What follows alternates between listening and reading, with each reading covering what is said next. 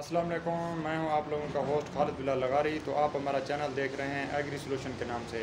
जैसा कि आप लोगों को मालूम है कि आजकल हम जो है ना काटन टेक्नोलॉजी के हवाले से बात कर रहे हैं। काटन पैदावारी टेक्नोलॉजी के हवाले से जो हमारा जो टॉपिक है, तो उसमें अभी हम जिस टॉपिक पे बात करना चाहते हैं तो वो है जो है ना खादों के हवाले से। अगर किसी ने हमारा चैनल अभी देखना शुरू किया है तो आप पहले इसको सब्सक्राइब कर लें, इसको शेयर कर दें। तो आपको बताता चल कि हमने काटन के हवाले से बहुत सी वीडियो पहले भी बनाई हैं। तो अगर आपने वो देखनी है तो हमारे चैनल को विज़िट करें, और जो मसले मसाइल हैं काटन के हवाले से हमने पूरी डिटेल से उधर शेयर किए हुए हैं। बीज का इस्तेमाल के हवाले से, ज़मीन की तैयारी के हवाले से, छितराई के हवाले से, और पौधों की तादाद के हवाले से।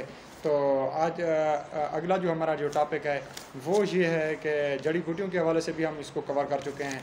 तो अगला जो हमारा टॉपिक है वो है खाद के हवाले से, कि आया कि भाई जो है ना इसको कितनी खाद देनी चाहिए।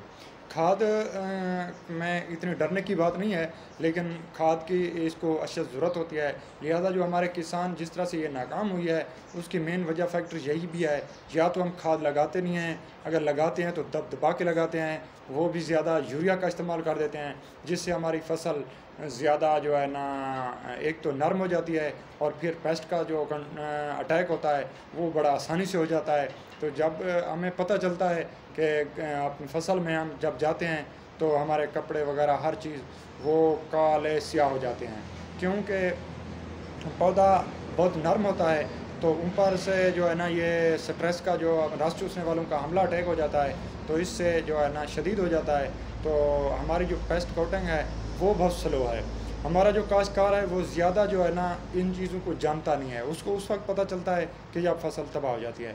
लिहाजा हम वो ये टॉपिक भी हम आइंदा जो है ना रस चूसने कीड़े के हवालों से भी बात करेंगे। लेकिन अब हम आते हैं असली टॉपिक के हवाले से। वो ये है कि जो कमज़ोर हैं या दरमियानी है या ज़रखेज़ हैं, इसकी अलग-अलग टेबल है। लेकिन मैं आप लोगों को ये बताता चलूँ कि इसमें मैं एक सिर्फ दरमियानी ज़मीन के हवाले से कवर करूँगा, तो आप लोग इसको कम और ज़्यादा खुद ही कर सकते हैं। इसमें पहली बात यह है कि पौधे के लिए फास्फोरस बहुत इंतहाई ज़रूरी है। जिस तरह से हम इंसान के लिए गंदम बहुत ज़रूरी है, तो इस तरह से पौधे को भी फास्फोरस की लाजमी ज़रूरत होती है। पौधे की जो फास्फोरस है वो हम बिल्कुल देते नहीं हैं, या देते हैं तो बहुत कम मिकदार में देते हैं। कम अज़ कम 2 से 2.5 बोरी DAP पौधे को बावक्त बुआई आप दें, और उसके बाद अगर यूरिया नहीं भी दे सकते तो SOP भी उसको बावक्त बुआई दें। ठीक है, तो अगर ये तो आपने लाजमी करनी है। 25 किलो से कम नहीं करनी है SOP, और 2.5 बोरी से कम आपने इसको DAP को नहीं करना। अगर आप लोग हैसियत रखते हैं तो 1 बोरी यूरिया भी इसके साथ डाल के आप बवक्त बवाई जब आप करेंगे, जब आप इसको आप काश्त करेंगे, पहले से ही अपनी ज़मीन में उसको डाल दें। तो ये जो है ना हम अमूमन देखा गया है कि हमारे जो फार्मर हजरात हैं ये पहले से उसको देखते नहीं हैं, DAP और फास्फोरस की इतनी मिकदार देते नहीं हैं। तो फिर जो है ना रोना रोते हैं कि हमारी फसल ख़राब हो गई है, या हमारी फसल ने कद नहीं की। अगर टिंडे लगे हैं तो वो बहुत कम मिकदार में लगे हैं, या छोटे लग गए हैं। उसका मेन फैक्टर यही होता है कि हम उसको फास्फोरस नहीं देते। इसके बाद हम जो है ना कैल्शियम नाइट्रेट जो है, गवारा खाद जो है, वो भी लाजमी देनी चाहिए। और अगर आपकी लोगों की ज़मीन कमज़ोर है या आपने टेस्ट करवाया हुआ है ज़मीन का, तो आप उसकी जिंक और हुमिक एसिड और पोटाश भी उसकी मिकदार को भी मेंटेन रखें, ताकि आप लोगों का पौधा जो है ना, क्योंकि जो आयलदार जितने भी हैं तो उसके लिए सल्फ़र भी बहुत जो है ना कीमती चीज़ होती है। सल्फ़र भी इसमें लाजमी देना चाहिए।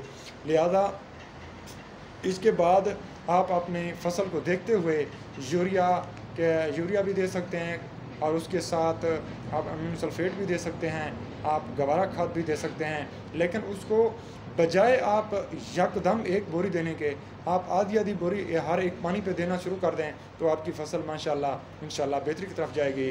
तो आज को हमारा जो टॉपिक था वही खादों के हवाले से था। अगर कोई मज़ीद आप लोगों को रहनुमाई चाहिए तो आप हमारे चैनल को सब्सक्राइब करें और बेल आइकन को भी दबा दें।